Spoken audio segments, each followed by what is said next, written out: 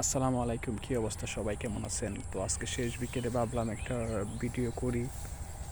তো দেখুন, বর্তমানে কিন্তু ধানের মোটামুটি একটা উৎসব চলতেছে, কারণ দীর্ঘ 2 থেকে 3 মাস, 3.5 মাস কষ্ট করার পরে কিন্তু ধানগুলো আসলে কৃষকরা গড়ে তুলবে। তো দেখুন কী অবস্থা, আসলে এখন কিন্তু মাঠে আসলে অনেক ভালো লাগে, কারণ এখন কৃষকের মনের মধ্যে অনেক আনন্দ। ঈদ ভাব, যদি বড় ধরনের কোনো প্রাকৃতিক দুর্যোগ না আসে তাহলে কিন্তু সেই ফসল, যে কাঙ্ক্ষিত ফসল, কৃষক খুব তাড়াতাড়ি গড়ে তুলবে।